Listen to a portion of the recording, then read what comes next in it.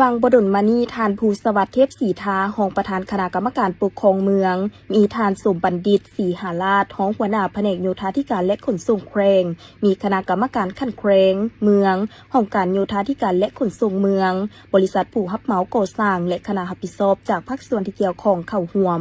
กองประชุมก่อได้ค้นคว้าปรึกษาหารือเกี่ยวกับผลการจัดตั้งปฏิบัติงานระบบท่อส่งและท่อแจกโครงการสนองพร้อมติดตั้งท่อน้ำและอุปกรณ์สำหรับระบบท่อส่งและท่อแจกซึ่งติดตั้งอยู่บ้านทาดานเมืองไซภูท้องแขวงสวรรณเขตแม้นโครงการสร้างความเข้มแข็งเพื่อลดผ่อนผลกระทบต่อภัยพิบัติในตัวเมืองน้อยที่มีความเสี่ยงในสาธารณรัฐประชาธิปไตยประชาชนลาวโครงการดังกล่าวสามารถผลิตน้ำประปา 3,600 เมตรก้อนต่อวันโดยแม่นบริษัทหนูค้ำก่อสร้างจำกัดเป็นผู้รับเหมาก่อสร้างในมูลค่า1 ล้านกว่าดอลลาร์สหรัฐมีจำนวนครอบครัวที่ได้รับผลประโยชน์จากโครงการมี 14 บ้านได้แก่บ้านทาดานบ้านภูมิมะเจดีบ้านผลธาตุบ้านนาคำบ้านตากแดดบ้านดอนไว้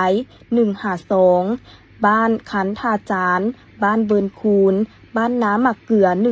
152บ้านนาพานบ้านม่วงไข่บ้านน้ำพุบ้านดอนตูมและบ้านดงหมักไฟ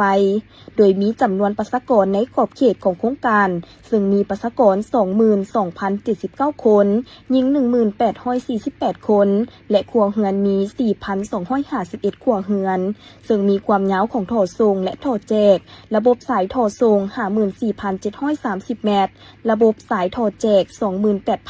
28,568 เมตรดังนั้นทางคณะกรรมการขั้นแขวงขั้นเมืองและบริษัทผู้รับเหมาก่อสร้างและคณะรับผิดชอบจากภาคส่วนที่เกี่ยวข้องได้ลงมากวดการและยั่งยืนความคืบหน้าเวียกก่อสร้างสัญญาที่ 3 นี้สำเร็จหน้าเวียก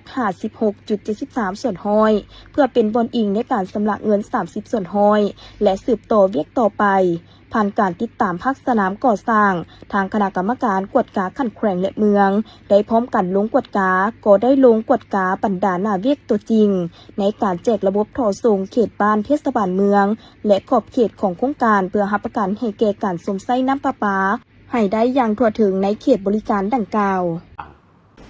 ท่านผู้ชมในปัจจุบันนี้ในนครหลวงจันทร์ได้มีการปรับเปลี่ยนทิศทางในการสัญจรขึ้นใหม่ในจำนวน9เส้นทางในตัวเมืองซึ่งว่าจะได้มีการจัดตั้งปฏิบัติเริ่มตั้งแต่วันที่28 กุมภาพันธ์ที่ว่าจะมาถึงนี้ดังนั้นผู้ที่ว่าใช้รถใช้ถนนควรรับรู้ให้ละเอียดเพื่อสะดวกในการเดินทางในการสัญจรไปมาซึ่งจะมีเส้นทางใดในนั้นและย้อนสาเหตุหยังจึงมีการปรับเปลี่ยนเส้นทางขึ้นใหม่เข้าไปรับชมรายละเอียดพร้อมกันแผนกโยธาธิการและขนส่งนครหลวงจันทร์ได้ออกบทแนะนำวันที่23 กุมภาพันธ์ 2026เรื่องการปรับปรุงทิศทางการสัญจรใหม่จำนวน9เส้นทางในเขตใจกลางตัวเมืองเพื่อแก้ไขปัญหาการจราจรแออัดและเกี่ยมพร้อมสำหรับการเปิดนำไส้ระบบรถเมล์ด่วน BRT ซึ่ง9เส้นทางดังกล่าวมีดังนี้1. ถนนดอนจันทร์เข้มของเริ่มแต่3 แยกปากปราซักหาถนนท่าเรือ4 แยกวิทยาลัยเทคนิคลาวเยอรมันจากเดิมเป็นการสัญจรทิศทางเดียวหรือวันเวขาลงเปลี่ยนมาเป็น2ทิศทางหรือทูเวสามารถแล่นสวนกันได้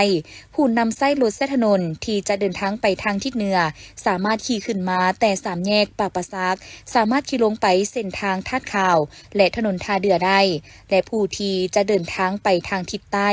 สามารถเลี้ยวซ้ายออกไปไฟแดงทาดข่าวและผู้ขับขี่ที่มาจากถนนท่าเรือสามารถขี่เข้าสู่ถนนดอนจันทร์ขึ้นมา3 แยกปากปราซักได้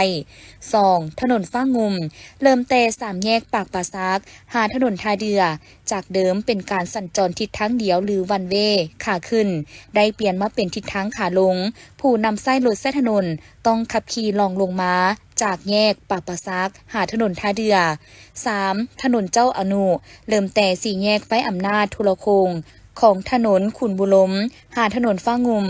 จากเดิมเป็นการสัญจรทิศทางเดียวหรือวันเวขาลงขับขี่จากถนนฟ้างุมลงมาหาไฟอำนาจทุรคงของถนนขุนบุรมปัจจุบันได้เปลี่ยนมาเป็นทิศทางเดียวหรือวันเวขาขึ้นจากไฟอำนาจทุรคงของถนนขุนบุรมหาถนนฟ้างุมเท่านั้นแล้วไปตามจุดประสงค์โดยให้ปฏิบัติตามเครื่องหมายและทิศทางการสัญจรที่กำหนดไว้ 4. ถนนฝรั่งสัวยินเริ่มแต่ถนนฟ้างุมหาถนนเศรษฐาธิราชจากเดิมเป็นการสัญจรทิศทางเดียวหรือวันเวได้เปลี่ยนมาเป็น2ทิศทางหรือทูเวผู้นำใช้รถใช้ถนนแม้นสามารถขับขี่สวนทางกันได้แล้วไปตามจุดประสงค์โดยให้ปฏิบัติตามเครื่องหมายและทิศทางของการสัญจรที่กำหนดไว้ 5. ถนนหนอแก้วกุมมารเริ่มแต่ถนนฟ้างุมหาถนน3 แสนไทยจากเดิมเป็นการสัญจรทิศทางเดียวหรือวันเวได้เปลี่ยนมาเป็น2ทิศทางหรือทูเวผู้นำใช้รถใช้ถนนแม้นสามารถขับขี่สวนทางกันได้แล้วไปตามจุดประสงค์โดยให้ปฏิบัติตามเครื่องหมายและทิศทางของการสัญจรที่กำหนดไว้ 6. ถนนมานทาตุลาดเริ่มแต่ถนนฟ้างุมหาถนน3 แสนไทยจากเดิมเป็นการสัญจรทิศทางเดียวหรือวันเวได้เปลี่ยนมาเป็น2ทิศทางหรือทูเวผู้นำใช้รถใช้ถนนแม้นสามารถขับขี่สวนทางกันได้แล้วไปตามจุดประสงค์โดยให้ปฏิบัติตามเครื่องหมายและทิศทางของการสัญจรที่กำหนดไว้ 7. ถนนกาลินีตั้งแต่หน้าสถานทูตฝรั่งเริ่มแต่ถนนเศรษฐาธิราชหาถนนคูเวียงจากเดิมเป็นการสัญจรทิศทางเดียวหรือวันเวขาลงปัจจุบันได้มีการปรับปรุงให้เป็นการสัญจร2ทิศทางหรือทูเวผู้นำใช้รถใช้ถนนสามารถขับขี่สวนทางกันได้ทั้งขาขึ้นและขาลงแต่ห้ามเลี้ยวขวาขึ้นไปทางหอพระแก้วให้เลี้ยวซ้ายลงมาทางวัดศรีเมืองแล้วไปตามจุดประสงค์โดยให้ปฏิบัติตามเครื่องหมายและทิศทางการสัญจรที่กำหนดไว้ 8. ถนนมโหสถเริ่มแต่ไฟอำนาจแพทยศาสตร์หาไฟอำนาจห้องหมอมโหสถได้เพิ่ม2ทางการสัญจรมาเป็นการสัญจร2ทิศทางหรือทูเวนำใช้เฉพาะรถเมล์ BRT ให้สามารถขับขี่ได้2ทิศทางขึ้นลงได้แต่สำหรับรถทั่วไปแม้นนำใช้ทิศทางเดียววันเวนำไส้เลนเบื้องขวามือสามารถขับขี่ขึ้นไปจากไฟอำนาจแพทยศาสตร์หาไฟอำนาจห้องหมอมโหสถแต่บ่สามารถขับขี่มาจากไฟอำนาจห้องหมอมโหสถหาไฟอำนาจแพทยศาสตร์ห้ามไปซื้อให้เลี้ยวขวาลงไปตามถนนเศรษฐาธิราชแล้วไปตามจุดประสงค์โดยให้ปฏิบัติตามเครื่องหมายและทิศทางของการสัญจรที่กำหนดไว้สำหรับรถทั่วไปที่ออกมาแต่เส้นทางด้านข้างสถานทูตฝรั่งให้เลี้ยวขวาไปทางถนนคูเวียงแต่ห้ามเลี้ยวซ้ายขึ้นไปถนนมโหสถ 9. ถนนที่รถเมล์ด่วน BRT แล่นสวนทิศทางกับการสัญจรทั่วไปแม่นเริ่มแต่4 แยกแพทยศาสตร์ถนน3 แสนไทยและเข้าสู่ถนนมโหสถสืบต่อแล่น2ทิศทางไปถนนเศรษฐาธิราชฮอดวัดอินแปงสืบต่อแล่นไปตามถนนสุภานุวงศ์เลี้ยวขวาไปหาถนนสีทานและเลี้ยวซ้ายขึ้นไปหาถนน3 แสนไทยแล้วขับขี่ไปตามเส้นทางของรถเมล์ BRT พาหนะทั่วไปที่สัญจรมาแต่ถนน3 แสนไทยแม้นห้ามเลี้ยวซ้ายเข้าสู่ถนนสีทานไปศูนย์สุขภาพและพัฒนาไว้หนุ่มนครหลวงจันทร์บทแนะนำฉบับนี้เริ่มจัดตั้งปฏิบัตินับแต่วันที่28 กุมภาพันธ์ 2026 เป็นต้นไป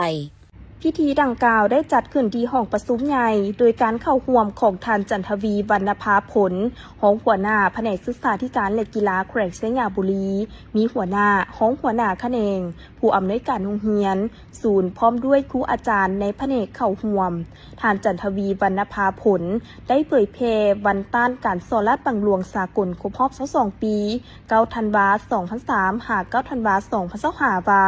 การสอลาดบังหลวงเป็นอาชญากรรมหนึ่งที่เกิดขึ้นในกงจากการจัดตั้งของรัฐเอกชนและสังคมเป็นภัยอันตรายที่ส่งผลกระทบสร้างความเสียหายและกดน่วงทวงดึงอย่างให้แหงต่อการพัฒนาเศรษฐกิจสังคมของประเทศต่างๆบ่ว่าจะแม่นประเทศน้อยหรือใหญ่ประเทศทุกข์หรือหั่งมีก็ล้วนแต่มีผลกระทบการสอลาดบังหลวงยังเป็นภัยข่มขู่และบั่นทอนต่อเสถียรภาพทางการเมืองประสิทธิภาพในการเคลื่อนไหว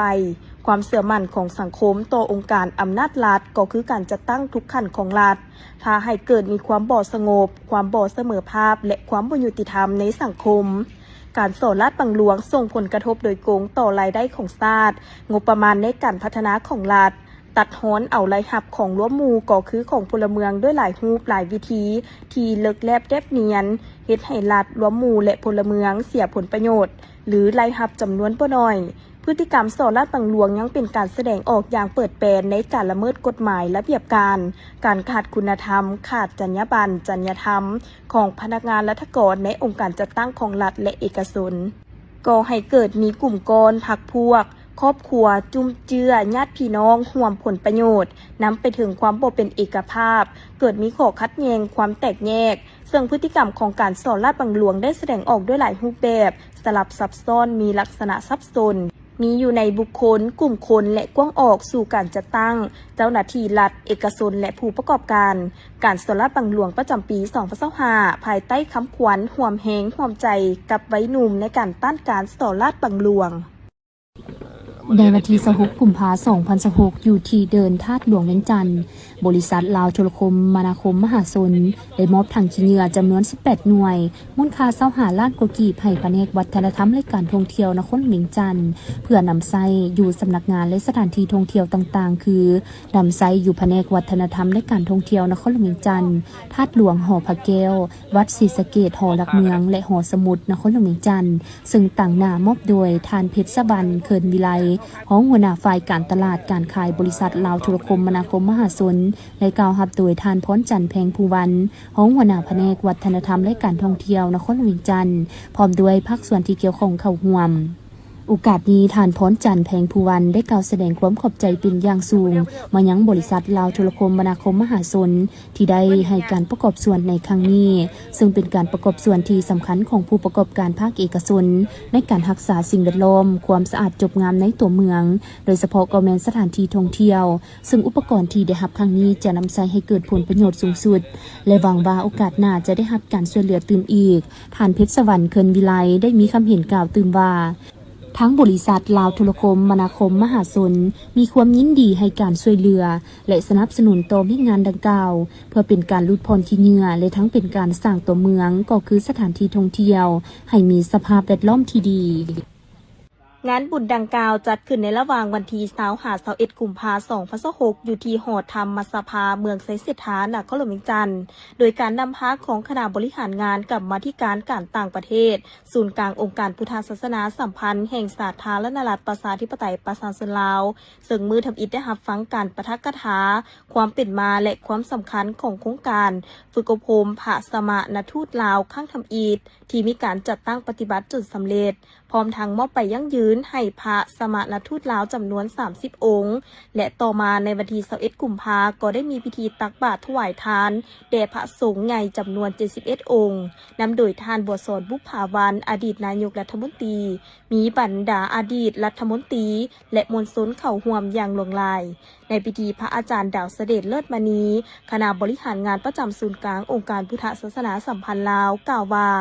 กิจกรรมครั้งนี้เพื่อระดมทุนในการตั้งกองทุนให้พระสงฆ์ที่จะไปเผยแพร่อยู่ภายในและต่างประเทศนั้นได้มีกำลังทรัพย์และสำคัญที่สุดตามนโยบายของภาครัฐนั้นต้องกุ้มตนเองเพิ่งตนเองดังนั้นกรรมาธิการการต่างประเทศศูนย์กลางองค์การพุทธศาสนาสัมพันธ์แห่งสาธารณรัฐประชาธิปไตยประชาชนลาวจึงระดมทุนออกตนญาติโยมทางด้านภาครัฐและเอกชนเพื่อเป็นทุนโฮในการฝึกอบรมพระสมณทูตลาวครั้งต่อไปและจุดประสงค์เป้าหมายการเฮ็ดบุญในครั้งนี้นอกจากการระดมทุนแล้วเป็นการเชิดชูบูชาคุณพระมหาเถระที่มีคุณงามความดีโดยเฉพาะอดีตองค์การพุทธศาสนาสัมพันธ์แห่งสาธารณรัฐประชาธิปไตยประชาชนลาวศูนย์กลางองค์การพุทธศาสนาสัมพันธ์แห่งสปป.ลาวกรรมาธิการการต่างประเทศในมื้อนี้ได้เฮ็ดบุญบูรพาจารย์น้อมระลึกถึงบูชาคุณแด่องค์พระยศแก้วมหางอนดำรงบุญพระมหาเถระเจ้าองค์ที่5อดีตประธานศูนย์กลางและพระลักแก้วญาทานบวกคำสารีบุตรที่เป็นองค์ห้องประธานพร้อมองค์สี่นำกรรมาธิการการต่างประเทศพระอาจารย์พงษาบริบูรณ์ที่เป็นห้องหัวหน้ากรรมาธิการการต่างประเทศนั้นโดยเฉพาะกรรมาธิการการต่างประเทศมีบทบาทสำคัญและส่งเสริมพระสงฆ์ลาวเผยแพร่พระพุทธศาสนาทั้งภายในและต่างประเทศและสำคัญที่สุดในมื้อนี้จุดประสงค์ในการเฮ็ดบุญในครั้งนี้เพื่อระดมทุนในการก่อตั้งกองทุนให้แก่พระสงฆ์ที่จะไปเผยแพร่ภายในและต่างประเทศนั้นได้มีกำลังทรัพย์เพราะว่าทั้งด้านทุนห้อนก็ดีและสำคัญที่สุดตามนโยบายของภาคของรัฐนั้นเพิ่นนโยบายว่าเฮาต้องเฮ็ดกลุ่มตัวเองเพิ่งตัวเอง ได้ดังนั้นจะว่ากรรมาธิการการต่างประเทศศูนย์กลางองค์การพุทธศาสนาสัมพันธ์แห่งสปป.ลาวนั้นจึงระดมทุนออกตนญาติโยมและทั้งด้านภาครัฐเอกชนก็ดีเพื่อจะเป็นทุนห้อนในการฝึกอบรมพระสมณทูตครั้งต่อไปจุดมุ่งหมายในการเฮ็ดบุญในครั้งนี้นอกจากการระดมทุนแล้วการเสิร์ชสู้บูชาคุณพระมหาเถระที่มีคุณงามความดีโดยเฉพาะอดีตประธานศูนย์กลางองค์การพุทธศาสนาสัมพันธ์แห่งสปป.ลาวญาทานงอนดำรงบุญนั้นเป็นองค์สำคัญเป็นองค์ก่อตั้งกรรมาธิการการต่างประเทศเป็นองค์บุกเบิกเฮ็ดให้พระสงฆ์ลาวมีบทบาทสำคัญทั้งเวทีทั้งภายในและต่างประเทศและสำคัญที่สุดพระสงฆ์ลาวที่ฝึกอบรมนั้นนอกจากวีซ่าทั้งด้านศาสนาฮิตของประเภทนี้แล้วยังเอาระเบียบภาครัฐบ้านเมืองโดยเฉพาะกระทรวงการต่างประเทศนั้นการทูตประชาชนศึกษาประวัติศาสตร์ลาวของเฮาเพื่อไปเผยแพร่ให้โลกรับรู้และศึกษานโยบายของพรรคของรัฐทิศทางของพรรคของรัฐได้กำเนิดแนวทางของพรรคของรัฐนั้นได้เข่งคู่ในการเผยแพร่ศาสนาและเข่งคู่กับการเผยแพร่นโยบายของพรรคของรัฐให้เข่งคู่กับประเทศชาติบ้านเมืองดังนั้นมาในมื้อนี้ออกตนญาติโยมท่านทั้งหลายที่มีจุดประสงค์ที่จะร่วมบริจาคทุนห้อนเข้ากรรมาธิการการต่างประเทศศูนย์กลางองค์การพุทธศาสนาสัมพันธ์แห่งสปป.ลาวก็ดีท่านใดที่เบิ่งโทรภาพก็ดีก็ขอเชิญเจริญพรได้เพื่อเป็นทุนห้อนในการส่งเสริมพระสงฆ์สามเณรที่มาเฮ็ดเวียกอยู่ศูนย์กลางนี้2กับเพื่อให้ออกตนญาติโยมได้เข้าใจพระสงฆ์หลากหลายขึ้นนอกจากการสร้างธรรมทูตพระสมณทูตแล้ว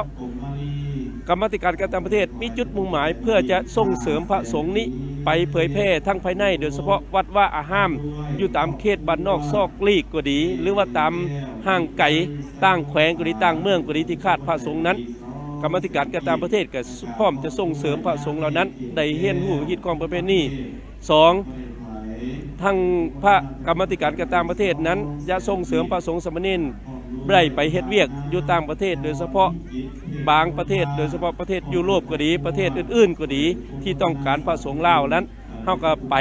ได้หลังจากการฝึกอบรมแล้วดังนั้นอาตมาแนะนำคณะสงฆ์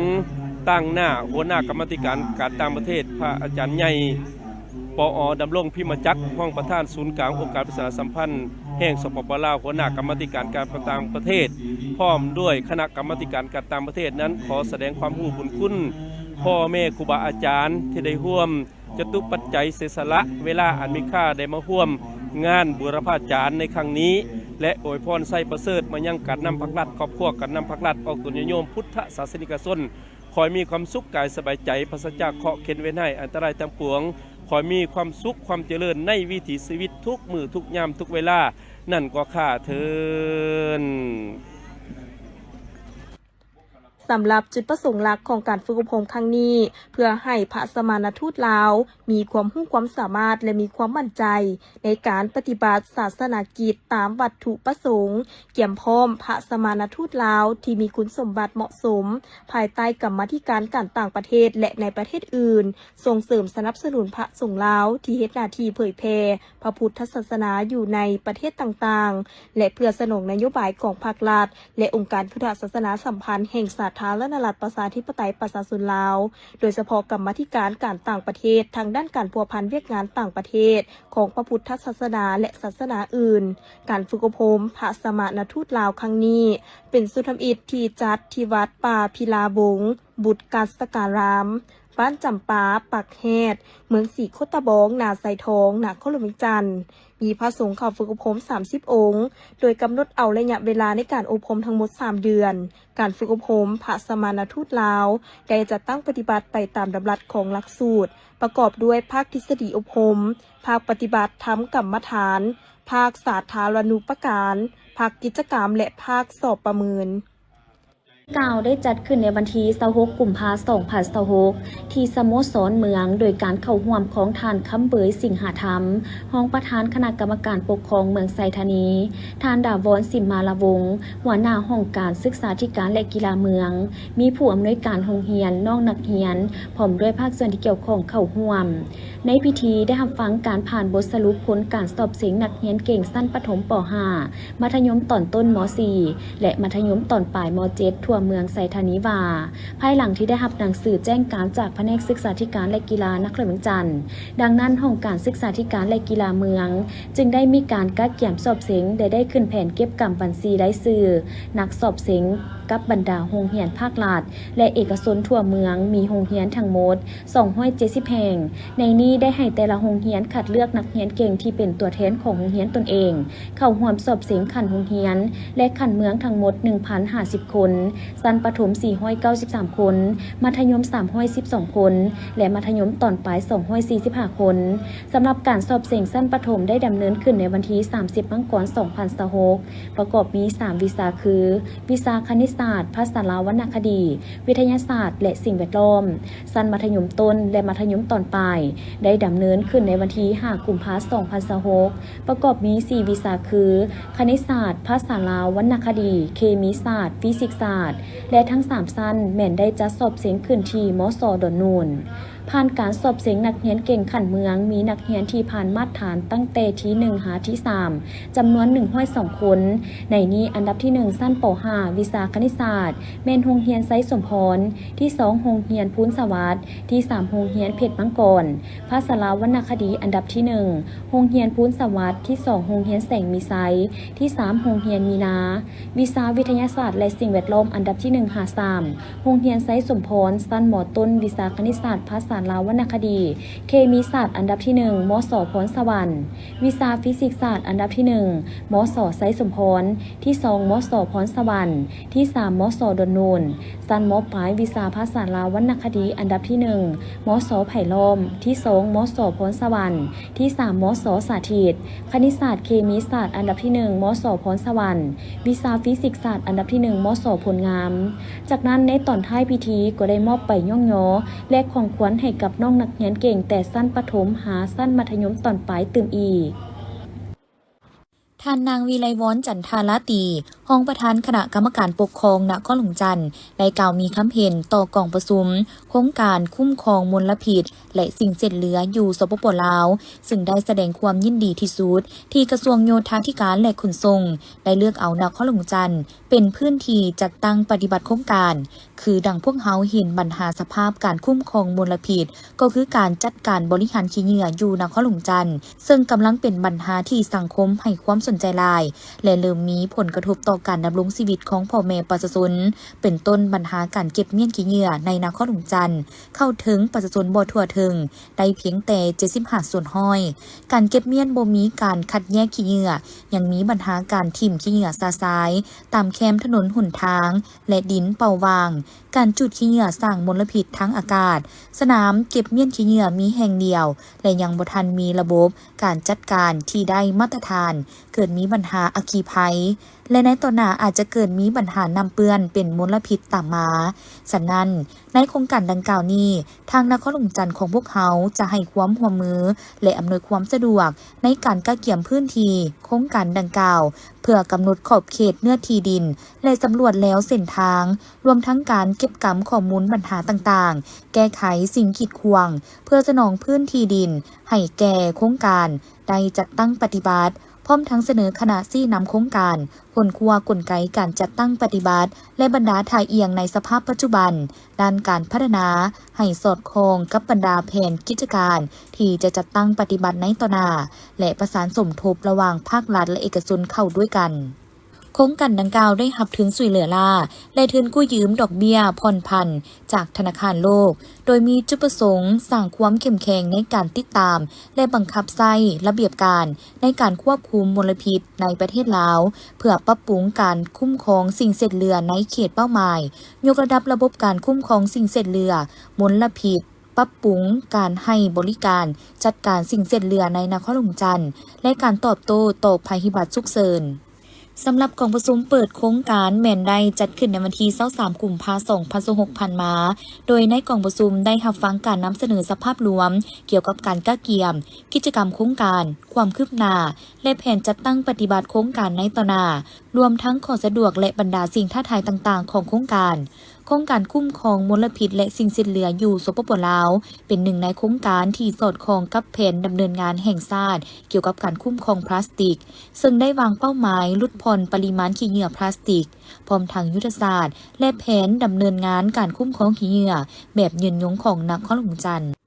กองประชุมจัดขึ้นในวันที่23กุมภาพันธ์มานี้โดยการเข้าร่วมของท่านนางท้องดำอาภัยยาลาดห้องผู้นำแผนกการเงินแขวงอุดมไซทั้งเป็นประธานสภาบริหารสถาบันการเงินจุลภาคพัฒนาอุดมไซท่านน้อยคำพันธ์โสประเสริฐห้องหัวหน้าสาขาธนาคารแห่งสปป.ลาวภาคเหนือแขวงอุดมไซและทานสมจิตดวงมีไซผู้อำนวยการสถาบันการเงินจุลภาคพัฒนาอุดมไซมีบรรดาแขกถึกเซินคณะบริหารงานพร้อมด้วยพนักงานทุกภาคส่วนเข้าร่วมกองประชุมผู้เข้าร่วมได้รับฟังการรายงานผลการจัดตั้งปฏิบัติเวียกงานประจำปี2025และทิศทางแผนการปี2026จากบรรดาหน่วยงานต่างๆเป็นต้นแมนหน่วยงานบัญชีหน่วยงานคลังเงินหน่วยงานการตลาดและ IT หน่วยงานสินเชื่อสำนักงานใหญ่หน่วยงานบริหารและหน่วยงานกวดกาภายในรับฟังการรายงานจากหน่วยบริการประจำเมืองคือเมืองหุนเมืองงาเมืองน้าหมอเมืองแบงและจุดบริการเมืองแบงกองประชุมยังได้ผ่านข้อตกลงในการประเมินและรับร้องเอานโยบายสินเชื่อปี2025พร้อมทางผ่านมติรับร้องเอาผลกำไรและการแบ่งปันผลกำไรประจำปี2025พร้อมนี้ก็ได้มีการมอบหมายแผนสินเชื่อและแผนธุรกิจปี2026ให้แก่พนักงานทุกภาคส่วนเพื่อนำไปจัดตั้งปฏิบัติให้บรรลุเป้าหมายที่วางไว้เวียกงานการเงินจุลภาคแม้นมีความสำคัญต่อกับการพัฒนาเศรษฐกิจสังคมในระดับภาคฐานในระยะผ่านมาสถาบันการเงินจุลภาคที่รับเงินฝากพัฒนาอุดมไซได้ปฏิบัติพลบทบาทอันสำคัญในการเป็นขั้วต่อทางด้านการเงินให้แก่ประชาชนผู้มีรายรับน้อยชาวเกษตรกรและผู้ประกอบการขนาดน้อยให้สามารถเข้าถึงแหล่งทุนที่ถูกต้องตามกฎหมายมีความโปร่งใสและเป็นธรรมสถาบันได้เอาใจใส่เฮ็ดหน้าที่สนองสินเชื่อเพื่อสุขอยู่การพัฒนาภายในแขวงอุดมไซโดยเฉพาะแม่นการปล่อยสินเชื่อเข้าในขงเขตกสิกรรมปลูกฝังเลี้ยงสัตว์และการค้าขายย่อย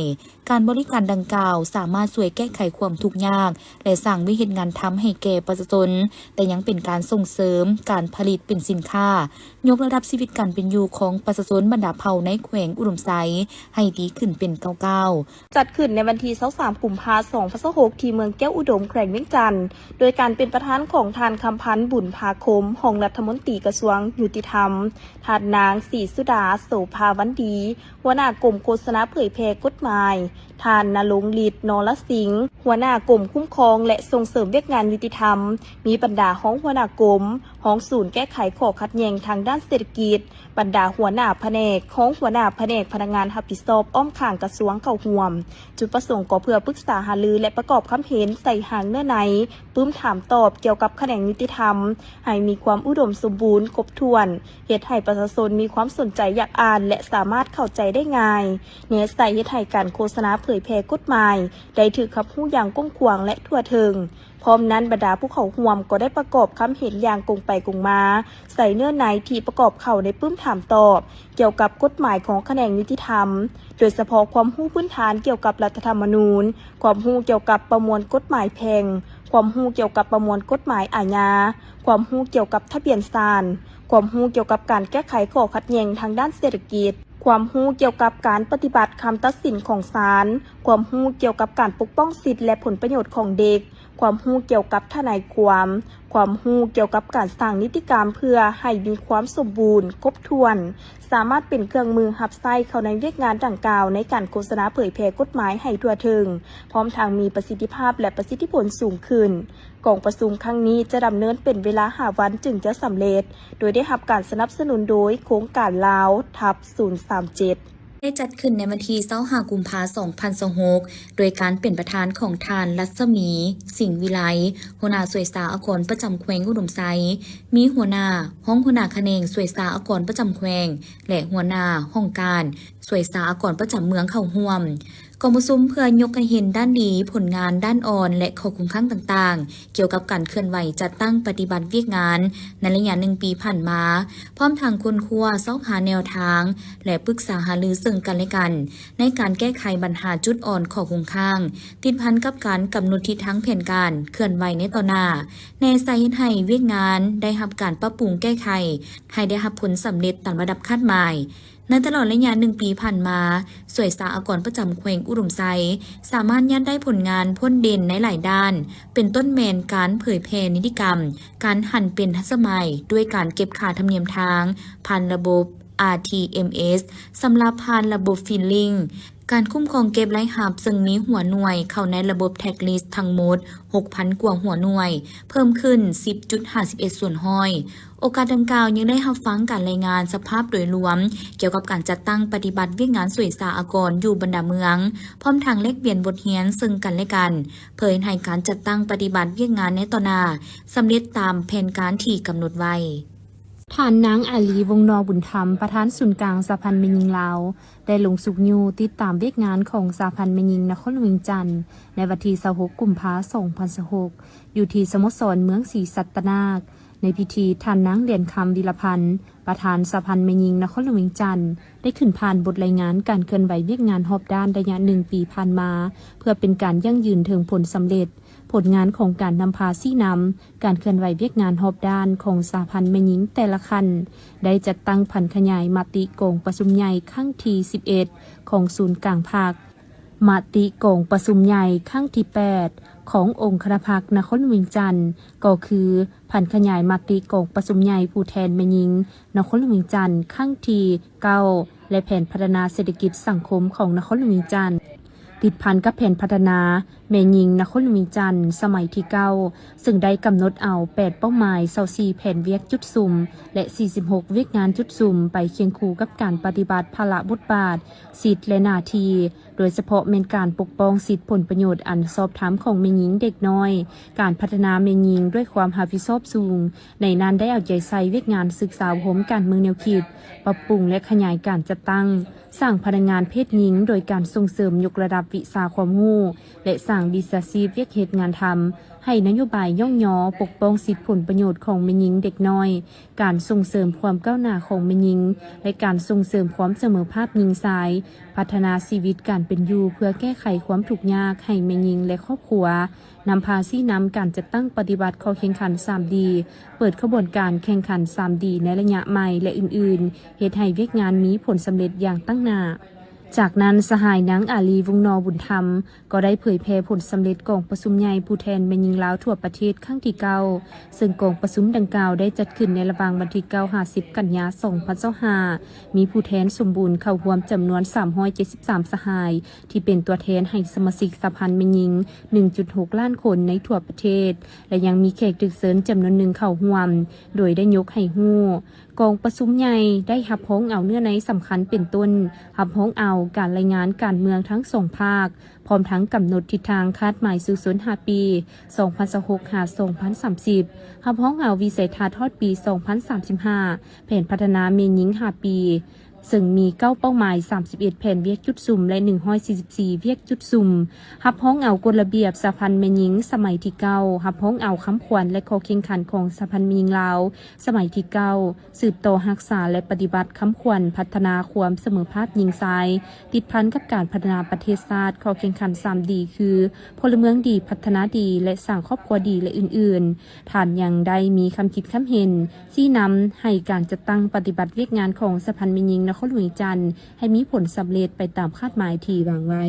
กล่องประชุมดังกล่าวได้จัดขึ้นในวันที่26กุมภาพันธ์2026ที่ศูนย์ฝึกอบรมรายการหัวมือสากล ICTC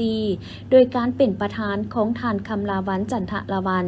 ประธานองค์การกระแดงแห่งชาติลาวมีหัวหน้าสถาบันเลือดหัวหน้าห้องหัวหน้าพนักงานกรมกองแขนงการที่เกี่ยวข้องพร้อมด้วยบรรดาห้องประธานคณะกรรมการปกครอง17แขวงนครหลวงเข้าร่วมในกล่องประชุมท่านคำลาวันจันทะลาวันได้มีคำเห็นกล่าวเปิดกล่องประชุมว่ากล่องประชุมครั้งนี้มีความหมายสำคัญผู้เข้าร่วมจะได้พร้อมกันทบทวนตีราคาคืนการเคลื่อนไหวเวียกงานกาแดงในทั่วประเทศประจำปี 2025 และวางทิศทางแผนการปี 2026 การสนทนาแลกเปลี่ยนคำคิดคำเห็นพร้อมกันค้นคว้าสังเกตตีราคาสภาพการจัดตั้งปฏิบัติเวียกงานกาแดงในระยะ1 ปีผ่านมาให้ลึกซึ้งเพื่อซอกให้เห็นผลงานด้านดีที่ตั้งหน้า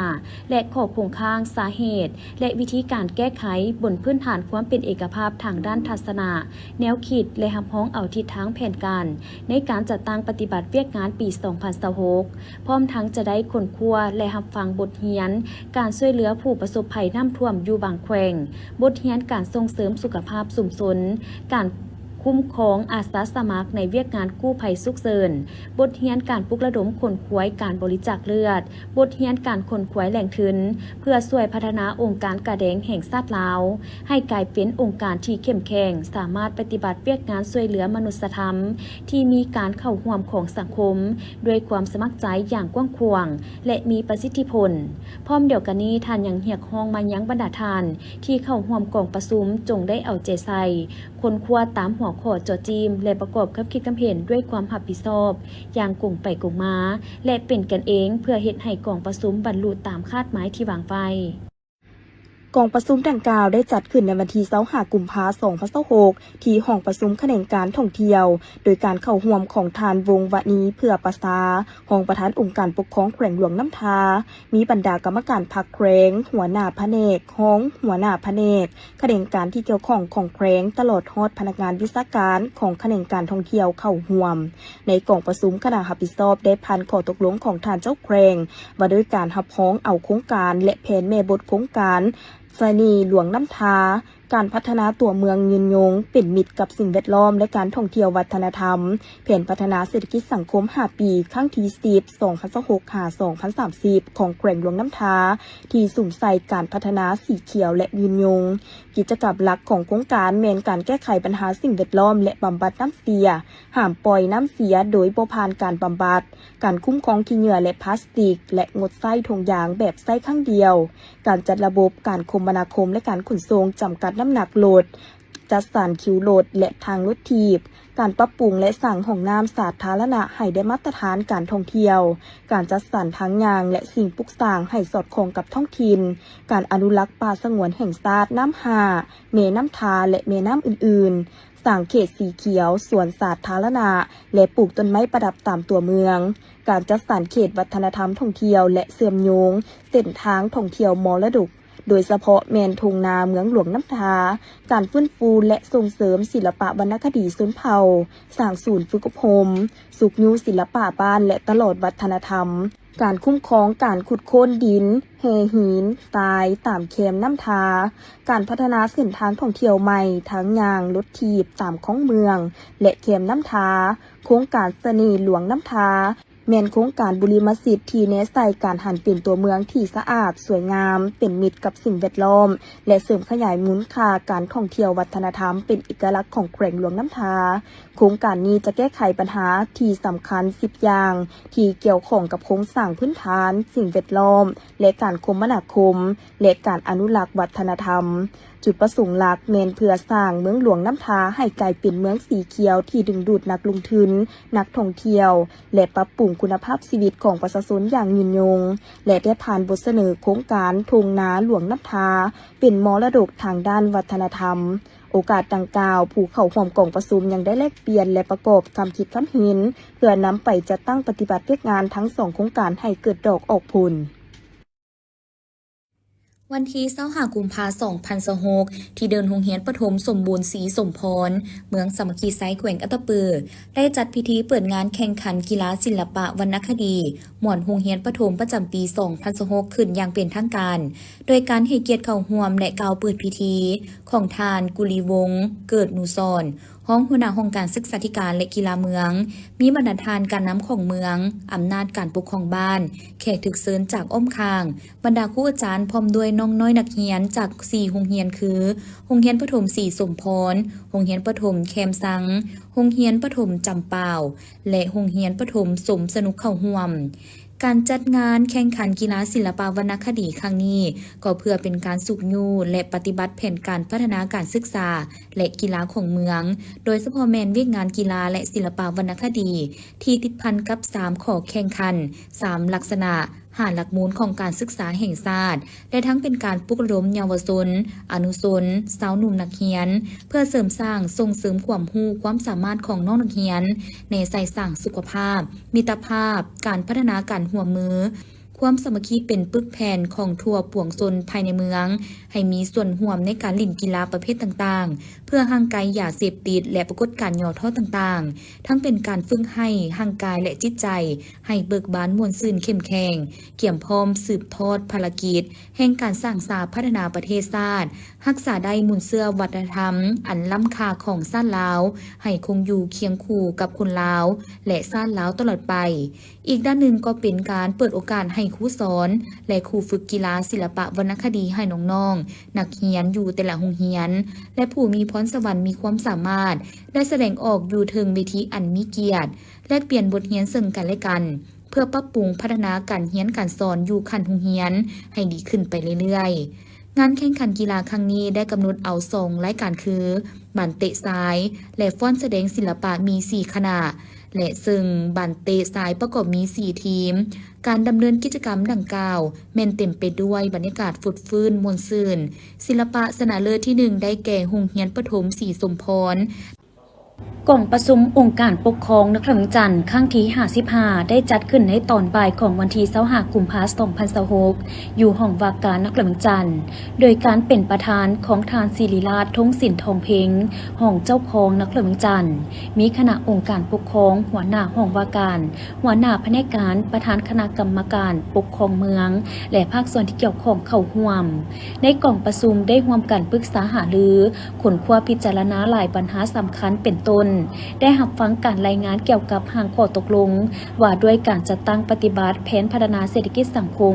และแผนงบประมาณประจำปี2026ของนครหลวงจันทร์เสนอโดยทานหัวหน้าแผนกการเงินนครหลวงจันทร์รับฟังการรายงานเกี่ยวกับการจัดตั้งปฏิบัติบทแนะนำการนำใช้เส้นทางที่มีการปรับปรุงทิศทางการสัญจรจำนวน9เส้นทางในเขตใจกลางตัวเมืองนครหลวงจันทร์ลงวันที่23กุมภาพันธ์2026เสนอโดยทานหัวหน้าแผนกโยธาธิการและขนส่งนครหลวงจันทร์รับฟังการรายงานเกี่ยวกับแบบโครงการปรับปรุงเดินจอดรถของตึกสำนักงานองค์การปกครองนครหลวงจันทร์เสนอโดยทานหัวหน้าแผนกโยธาธิการและขนส่งนครหลวงจันทร์รับฟังการรายงานเกี่ยวกับแผนจัดกิจกรรมเฉลิมฉลองบุญปีใหม่ลาวประจำปี2026เสนอโดยทานหัวหน้าแผนกวัฒนธรรมและการท่องเที่ยวนครหลวงจันทร์รับฟังการรายงานเกี่ยวกับสภาพแนวเขตและหางเสียงสังคมต่อองค์การปกครองนครหลวงจันทร์ในปี2025ถึงปัจจุบันเสนอโดยทานหัวหน้าคณะโฆษณาอบรมนครหลวงจันทร์รับฟังการรายงานเกี่ยวกับบทสรุปสภาพพ้นเด่นประจำเดือนกุมภาและแผนเวียกจุดสูงประจำเดือนมีนา2026ขององค์การปกครองนครหลวงจันทร์เสนอโดยทานหัวหน้าห้องว่าการนครหลวงจันทร์